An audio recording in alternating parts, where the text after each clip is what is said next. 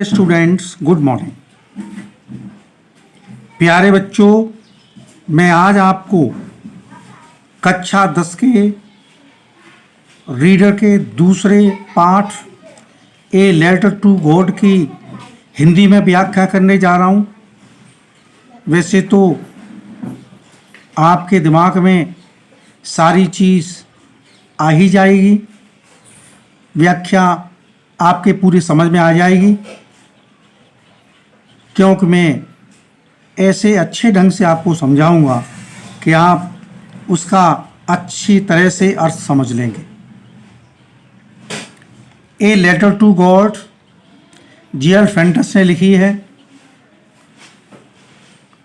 बहुत अच्छी उनकी ये कृति है। उन्होंने इस पाठ को बड़े मार्मिक ढंग से प्रस्तुत किया है।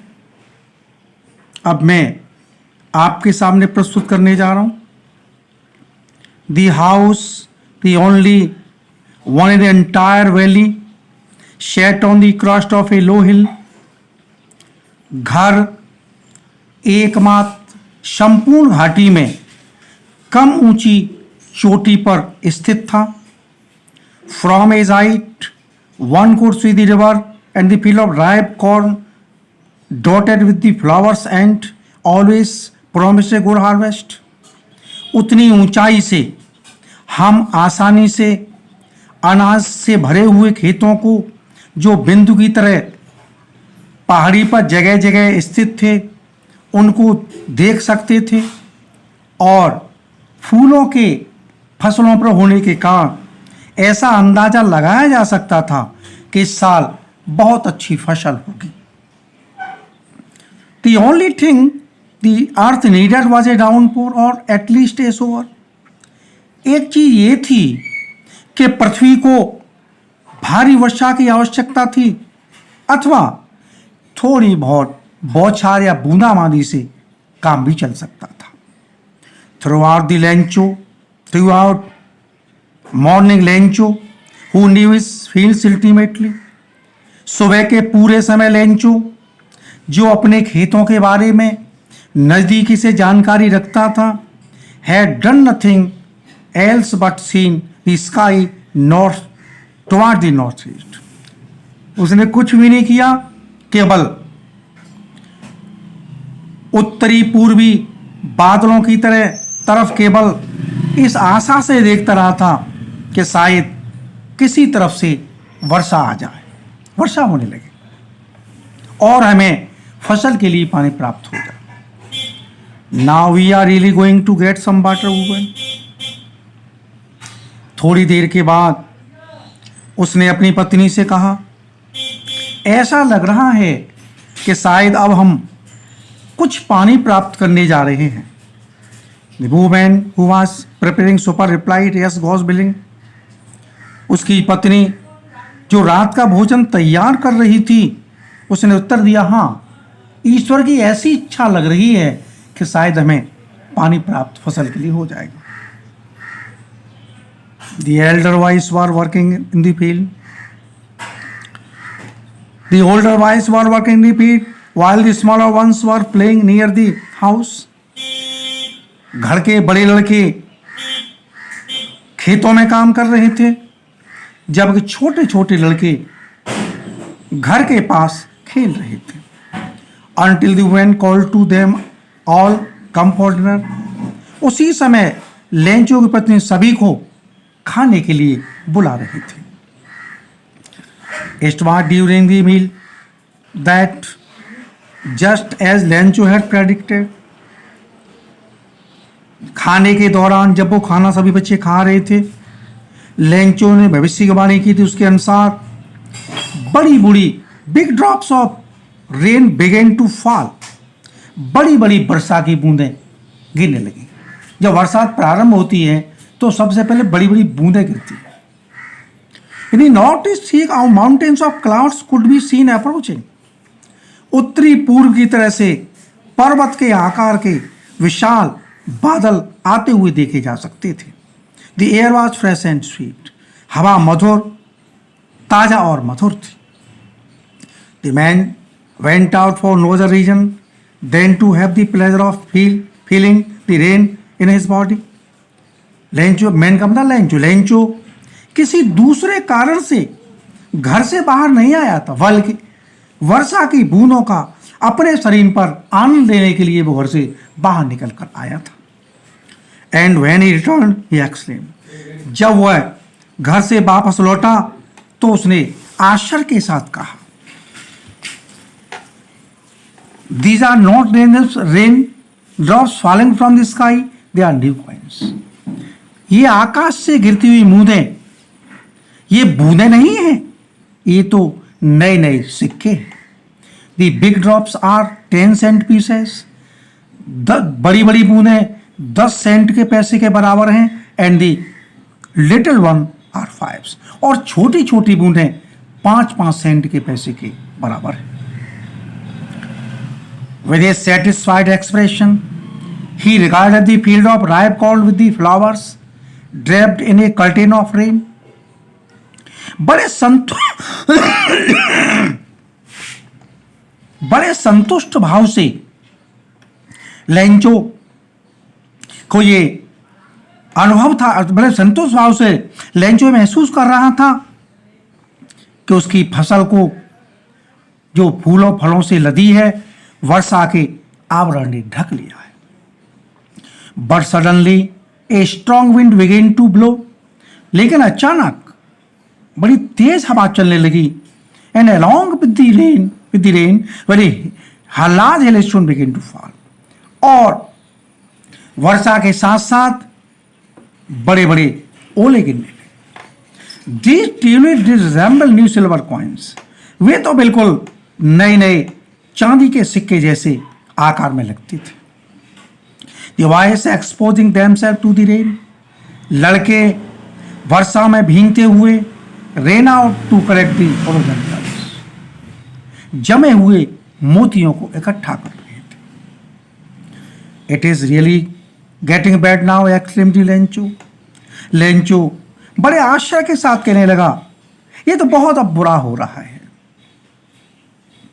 I hope it passes quickly, पर मुझे आशा है ये ओलों का जो कार्यक्रम चल रहा है, ओले गिरने, ये जल्दी ही समाप्त हो जाएंगे। It did not pass quickly for an our.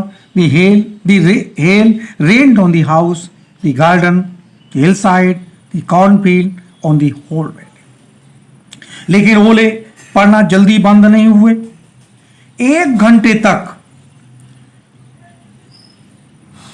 For an our the hello rain on the house, 1 घंटे तक घर के ऊपर, दी गार्डन बाग में, हिल साइड पहाड़ी पर, कॉर्नफील्ड अनाज के खेतों पर, ऑन दी होल वैली, यहां तक संपूर्ण घाटी में 1 घंटे तक ओलों की वर्षा हुई। The field was white as if covered with chart, खेत तो ऐसे सफेद हो गए थे जैसे मानो उन्हें नमक से ढक दिया गया हो। Not a leaf remained on the trees, पेड़ों पर पत्ते नाम की चीज नहीं बची थी। The corn was totally destroyed, अनाज पूर्णतः फसलों का नष्ट हो गया था। The flowers were gone from the plants, पेड़ों से फूल बिल्कुल नीचे गिर गए थे। Lencho soul was filled with sadness, Lencho की आत्मा दुख से भरी थी। When the storm had passed, जब ये ओलों का तूफान समाप्त हो गया, he stood in the middle of the field, वह खेतों के बीच में खड़ा हो गया, and said to his sons, और अपने पुत्रों से उसने कहा, देखिए क्या कहा है, a plague of locusts would have left more than this, एक टिड्डी दल के समान इन ओलों ने कुछ भी नहीं छोड़ा है। The hail has left nothing, ओलों से सब कुछ नष्ट होगा, कुछ भी नहीं बचा। This year we will have no corn, इस साल हमारे पास कोई अनाज बिल्कुल नहीं होगा।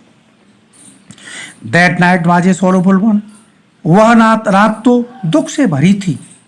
All our work for nothing, हमारी पूरी मेहनत बेकार चली गई। There is no one who can help us, अब कोई ऐसा नहीं है जो हमारी सहायता कर सकता है। We shall go hungry this year, हम इस साल भूखों मरेंगे। But in the heart of all who lived in that solitary house in the middle of the valley, लेकिन एकमात्र हृदय जो एकमात्र घाटी के मकान के बीच में जो स्थित था, उसके हृदय में केवल एक ही इच्छा शेष थी, have was a single hope, there was a single hope. उसके हृदय में केवल एक ही इच्छा शेष थी, हैव फ्रॉम गॉड, कि ईश्वर ही हमारी मदद कर सकते हैं, ईश्वर हमारी सहायता कर सकते हैं। Don't be upset even though this seems like a total loss. और उसके अंतरात्मा से आवाज आई, लेंचो घबराओ मत, यहां तक तुम्हारा सारा सब कुछ नष्ट हो गया है, बहुत नुकसान हो गया है, लेकिन रिमेंबर, ध्यान रखो, याद रखो, no one die of hunger, कोई भी भूख से नहीं मरता है। कहावत है, यदि चोंच दिया है तो चुना भी देगा भगवान। That is why they say no one die of hunger. कहावत तो यह कहा यही जाता है कि कोई भी भूख से नहीं मरता है, जब चोंच दिया है तो चुना भी देगा। All through the night Lencho thought only of his one hope, पूरी रात केवल लेंचो अपने एक आशा के बारे में ही सोचता रहा, दी हेल्प फ्रॉम गॉड, कि ईश्वर ही हमें हमारी सहायता कर सकते हैं, ईश्वर से ही हमें सहायता मिल सकती है। Where eyes as he had been instructed, जिनकी आंखें भगवान की सब कुछ पढ़ चुकी हैं, सी एवरीथिंग, सब कुछ देख चुकी हैं, even what is in deep in one's concept, केवल उसके अंतःकरण के अंदर केवल एक ही आवाज थी कि भगवान ही हमारी सहायता कर सकते हैं, दूसरा कोई सहायता कर नहीं सकता। Lencho was an ox of a man, Lencho ने एक बैल की तरह से काम किया था, working like animal. Lencho ox of a man मतलब लेंचो आदमी जरूर था, लेकिन उसने एक पशु की तरह से मेहनत की थी। Working like animal in the field, खेतों में जानवर जैसे, बैल जैसे काम करते हैं, उस तरह से खेतों में मेहनत करके काम किया था। But still he knew how to write, लेकिन वो थोड़ा लगा पढ़ा लिखा भी था, जानता था कि कैसे लिखा जाता है। The following Sunday at daybreak he began to write letter which he himself would carry to town and place in the mail. अगले रविवार को सुबह सुबह उसने लिखना प्रारंभ किया, उसने पत्र लिखना प्रारंभ किया, जिसको वह स्वयं कस्बे को ले जाएगा और उसे पत्र पेटिका में डालेगा। It was nothing less than a letter to God. उस पत्र में भगवान के लिए, भगवान के अलावा कुछ नहीं लिखा था, केवल भगवान से प्रार्थना की गई थी, अपनी गरीबी की, अपनी समस्या की प्रार्थना की गई थी। गॉड ही रोट, उसने पत्र में कहा था, भगवान, उसने लिखा, if you do not help me my family and I will go hungry this year. भगवान, यदि तुम मेरी सहायता नहीं करते तो मेरा परिवार, मैं इस साल भूखों मर जाएंगे। I need 100 pesos in order to sow my field again and to live until the crop comes। मुझे 100 pesos की अत्यंत आवश्यकता है, जिससे मैं अपना फिर से खेत भी बोलूंगा, और जब तक फसल नहीं आती तब तक मैं उस पैसे से गुजारा भी कर लूंगा। बिकॉज दी हेल स्टॉर्म, उसने लिखा था, क्योंकि ओलों ने मेरी सारी फसल नष्ट कर दी। ही रोट टू गॉड, उसने पत्र में पते के स्थान पर टू गॉड भगवान का नाम लिखा। On the envelope put the letter inside and still troubled went to town. उसने लिफाफे में पत्र को रखा और परेशान होकर शहर की तरफ चला गया। At the post office he placed stamp on the letter, post office में उसने उस पत्र पर एक टिकट लगाई and drop into the mail box, और उसको पत्र पेटिका में डाल दिया। One of the employees who was a postman and also at the post office, went to his boss, laughing heartily, and showed him the letter to God. Office का एक कर्मचारी जो ऑफिस में एक सहायक का काम करता था पोस्ट ऑफिस में, अपने अधिकारी के पास हंसता हुआ गया, बड़े अच्छी तरह से हृदय से हंसता हुआ गया और उसने भगवान के नाम का पत्र उनको दिखाया. Never in his career in a as a postman had he known this address.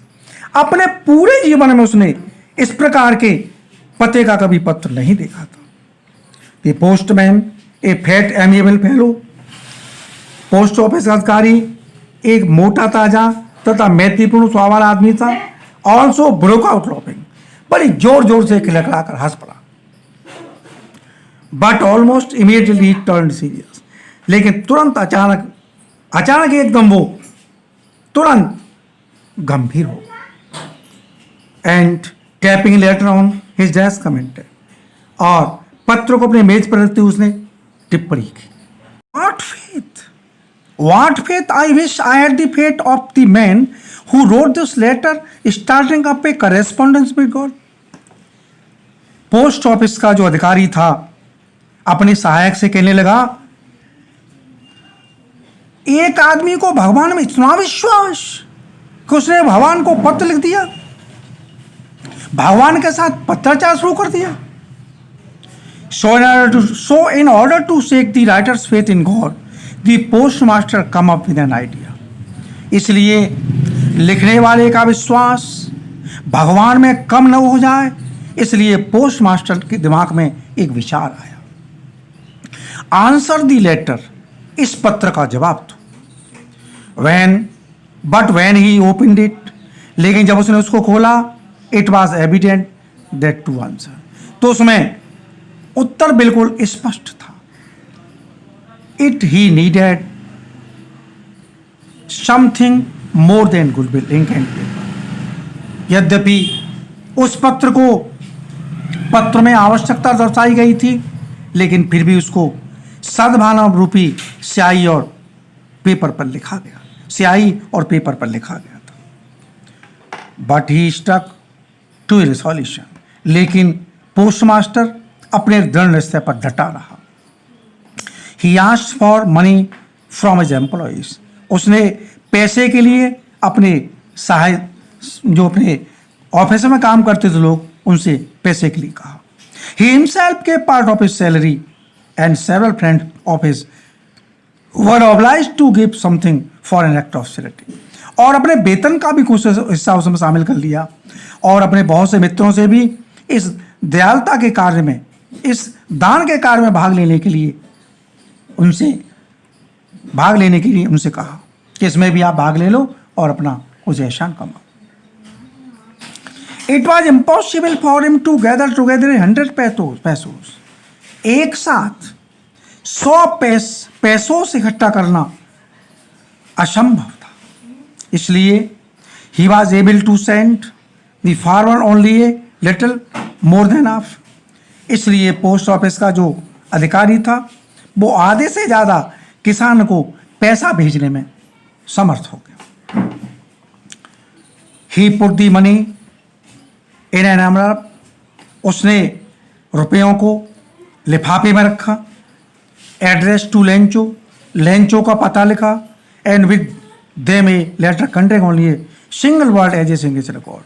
और एक पत्र को उस लिफाफे में रखते हुए जहां पर भेजने वाले का पता लगाया जाता है, उस स्थान पर गॉड लिख दिया. The following Sunday Lencho came a bit earlier than usual to ask if there was a letter for him. The following, अगले रविवार को लेंचो पहले की तरह, जैसे पहले हर संडे को अपना पत्र देखने के लिए पोस्ट ऑफिस जाया करता था, वैसे ही वह स्वयं अपना पत्र देखने के लिए पोस्ट ऑफिस गया. It was the postman himself who handed the letter to him. वहाँ पोस्ट ऑफिस का जो सहायक कर्मचारी पोस्टमैन था, who handed the letter to him, उसने पत्र को लेंचो को थमा दिया. और the post master experience in the containment of a man. जब पोस्ट ऑफिस का जो अधिकारी था बड़े संतुष्टि भाव का अनुभव कर रहा था क्योंकि उसने एक गरीब आदमी की मदद कर दी थी। Who has perform good deed, क्योंकि वो एक अच्छा काम संपन्न कर चुका था।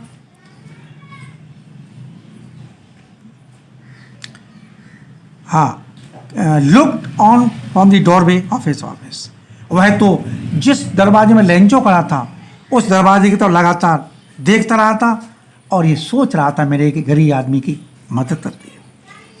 Lencho sold not the slightest surprise on seeing the money, Lencho ने रुपया देखकर जरा सा भी आश्चर्य नहीं किया। सच वाज हिज कॉन्फिडेंस, इस प्रकार का उसका भगवान में विश्वास था।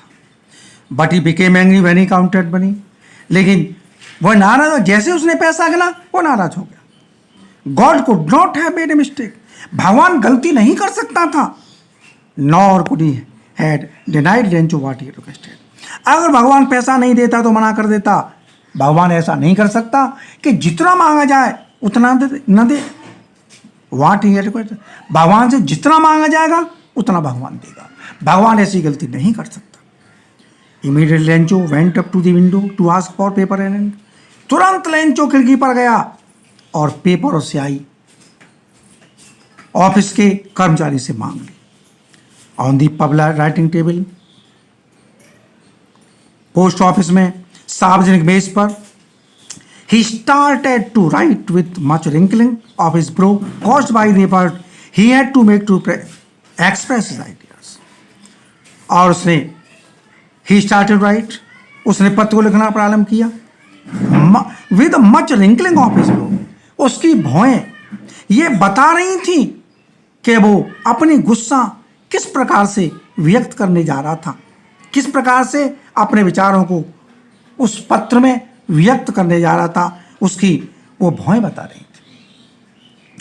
When he finished, जब उसने पत्र को समाप्त कर दिया, he went to the window to buy a stamp, तो खिड़की पर गया, उसने टिकट खरीदा, which he licked, जिस पर उसने थूक लगाया, and then affect to the envelope with a blow of his fist, and then affect to the envelope with a blow of his fist, और गुस्से में उस लिफाफे टिकट लगाकर उसने मट्टी से ऐसे करके गुस्से में उसको टिकट को उस पर लगा दिया। The moment that the letter fell to the box, उसी क्षण पत्र को उसने पत्र पेट गांव डाल दिया। The post master went to open it, जब पोस्ट ऑफिस के अधिकारी ने उस पत्र को जाकर पत्र पेटिका से निकाला और उसको खोला, उसमें इट सेड, क्या कहा गया देखो, लेंचो ने क्या लिखा था देखो, बहुत अच्छा लिखा लेंचो ने। God of the money I asked for only 70 पैसे मी, भगवान जो मैंने पैसा आपसे मांगा था उसमें से केवल 70 पैसों मुझे प्राप्त हुआ है। Send me the rest money, send me the rest, बचा हुआ पैसा शीघ्र भेज दो। Since I need it very much, क्यों मुझे पैसे की बहुत ज्यादा आवश्यकता है। But do not send it to me through the mail, लेकिन इस पैसे को पोस्ट ऑफिस द्वारा मत भेजना, because the post office employees are a bunch of schools Lencho, क्योंकि पोस्ट ऑफिस का जो स्टाफ है, पोस्ट ऑफिस के जो कर्मचारी हैं, वो बेईमान लोगों का समूह है लेंचो। इतना लिखा। प्यारे बच्चों, यदि आपको कहीं भी किसी प्रकार कोई चीज़ या कहीं भी कोई पॉइंट समझ में ना आए तो आप मुझे कमेंट कर सकते हैं, पूछ सकते हैं। मैं आपको हर तरह से समझाने का प्रयास करूंगा, आपकी हर कमी को दूर करने का प्रयास करूंगा, आपकी कमजोरी को दूर करने का प्रयास करूंगा। आप मेरे चैनल को सब्सक्राइब जरूर करें, लाइक करें, और अगले वीडियो में मैं आपके सामने शॉर्ट क्वेश्चन प्रस्तुत करूंगा। सरल भाषा में होंगे, छोटे छोटे होंगे, जो आपको केवल लिखते ही या समझाते ही आपके दिमाग में बैठ जाएंगे, फिर आपके दिमाग से निकलेंगे नहीं, आपको बोर्ड के पेपर में लिखने में बहुत आसानी होगी। इसलिए मेरा कोई भी वीडियो देखना न भूलें, मुझे सब्सक्राइब जरूर करें और मुझे लाइक करें। Thank you very much. प्यारे बच्चों, मैंने जो इस पुस्तक में कठिन मीनिंग्स पर मैंने रूल से निशान लगाया है, उन मीनिंग्स को लिख लें आप, जगह जगह निशान लगे हुए हैं, उन मीनिंग को आप लिख लें और लिखकर उन्हें याद करने का प्रयास करें, क्योंकि इसमें से ही आपके मैचिंग दी वर्ड भी मिलेंगे और इसमें से ही आपको जो पैराग्राफ में जो मीनिंग आते हैं, जो मिलते हैं, वो मीनिंग उसमें से आपको मिलेंगे, जिससे आपको लिखने में बोर्ड में बड़ी बिल्कुल दिक्कत नहीं होगी, आपको आसानी होगी और आप आसानी से लिख लेंगे। तो मीनिंग आप जरूर याद कर लें, नहीं तो फिर आपको बड़ी दिक्कत आएगी। और यदि आपने मीनिंग याद कर लिए तो आपको किसी प्रकार की कोई परेशानी बिल्कुल होगी नहीं। Thank you very much.